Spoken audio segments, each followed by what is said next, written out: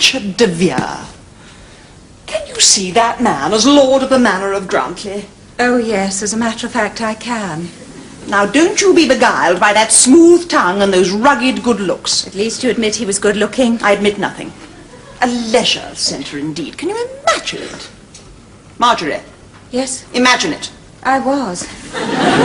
Pinball machines in the great hall, sauna baths in the conservatory, and heaven knows what in the bedrooms. At least he's English. But he's trade. He's top of a multinational what's-it. That does not alter the fact that at bottom he's a grocer. There are some jolly rich grocers. The ability to run an historic estate is in the blood. It isn't something you can buy at Sainsbury's. Oh, come on, Ord. You can do anything with money. That's why he's got Grantley and you haven't. True. I wonder if he's in Who's Who. I wonder if he is somebody. He must be somebody. No, I mean somebody as opposed to anybody. Duff. No, there's no Richard de Vere. Perhaps he's so important he's ex-directory. Marjorie, the Queen is in here. May I come in? Oh, please do. After all, the place is yours now. I understand how you feel. I just wanted to say I'd be greatly honored if you'd consider yourself my guest here for as long as it suits you. Why, Mr. de Vere, that's very generous of you. Well, it's the least I can do. I'll do my best to keep out of your way. And now, if you'll excuse me. Do you have to go? I have a great deal to do. But I won't say goodbye. Just au revoir. Golly, what a man. Yes, isn't he?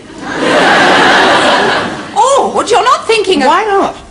You've just said the most terrible things about him. Marjorie, you must learn not to confuse money with breeding. He's got the money, I've got the breeding. Do you think he might be your Mr. Right? I don't know about Mr. Right, but he could very well be Mr. Convenient. Mr. Trotter, isn't it? Correct. Mrs. de Vere.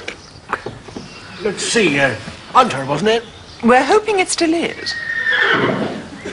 What sort of price? Oh, price isn't important. Bring out Plymouth Rock.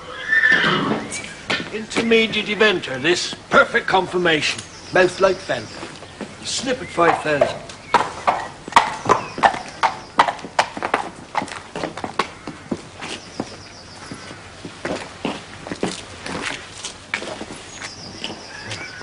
Well, what do you think?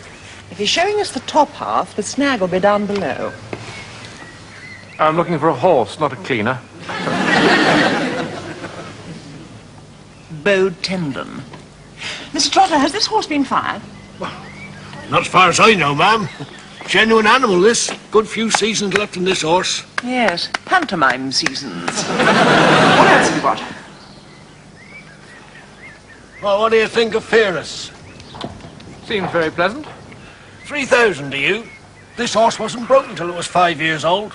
I've seen him clear a 5-foot fence out of a trot. Haven't you, Fearless? Well, what do you say? No. What was wrong with it? The name. He's called Fearless because Trotter knows damn well he's an absolute coward. It's an old trick. If anyone ever offers you a horse called utter rubbish, buy it. Mr. Trotter, we're looking for something suitable for someone to learn on.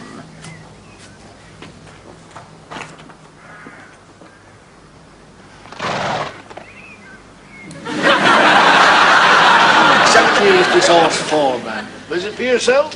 Yes, it is. What weight would you say? About 15 stone. Bring out Goliath. I think this horse will suit. Real good Christian, this.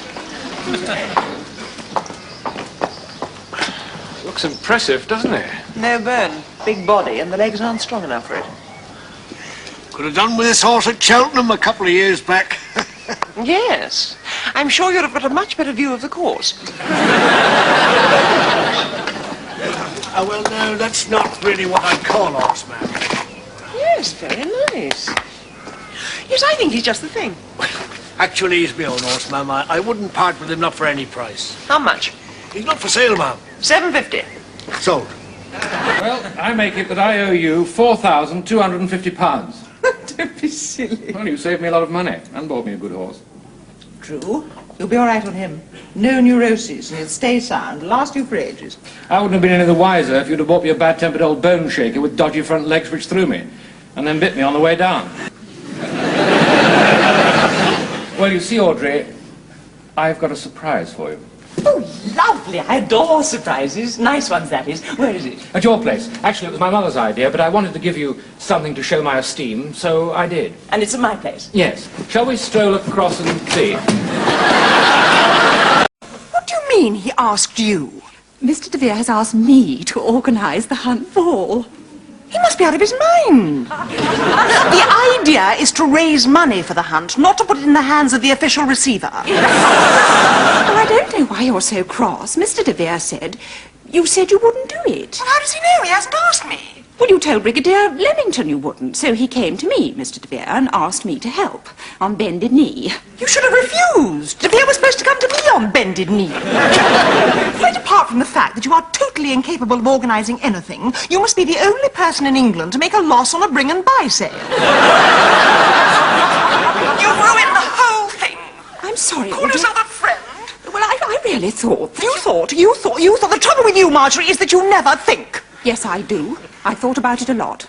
And I think you should be a little more helpful, instead of grumbling at me. I mean, tell me where I go for the marquee, and who deals with the tables and chairs, all that kind of thing. I suppose you'd like to know who does the floodlighting and the tree lights, and who arranges the flowers, and who does the catering, and where the band comes from, and who to go to for the bar. Yes, that's right. So, Marjorie, you might just as well ask me to do the whole thing. Oh, no, don't be so silly. I can manage. You couldn't manage an Oxfam barn dance. I am taking over. I shall simply have to go over your head. What do you mean? I mean that de Vere has to be told that if you are left in charge, guests will be dancing on the strawberry mousse and eating the band. You can't have people coming on from their dinner parties and finding nothing to eat. So, I am taking over. You are not. Yes, I am. Oh, no, you're not, Audrey. I'm not going to let you. I see. Have you made your licensing application for the bar? Yes, of course. It's coming up in court on Thursday. I think it might be turned down. Well, it never has been before. No, it hasn't, but on Thursday I am on the licensing bench.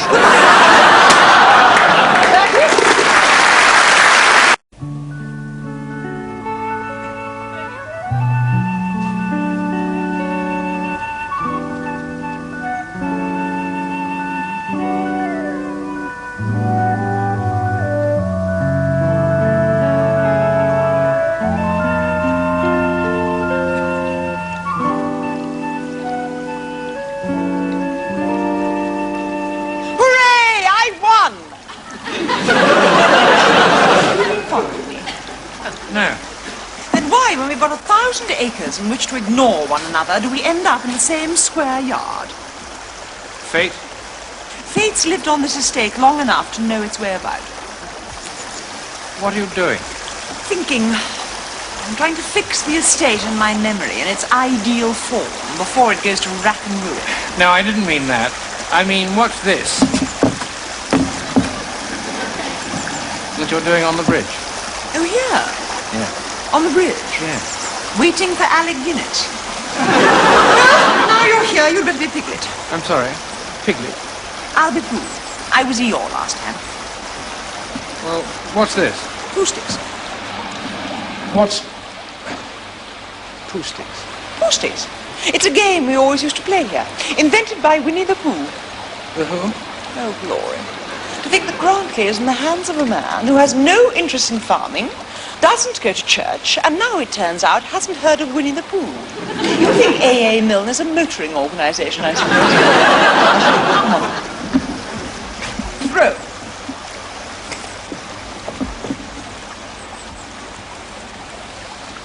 Oh, what a shame. Yours must have got caught up in something. What do you mean mine? It's yours that didn't come through. I won. No, you haven't. That's my poo stick. No, it's not. Yes, it is.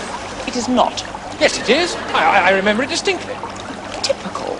Not only do you miss church and fail in all your other duties, but you cheat at poohsticks. I will not cheat.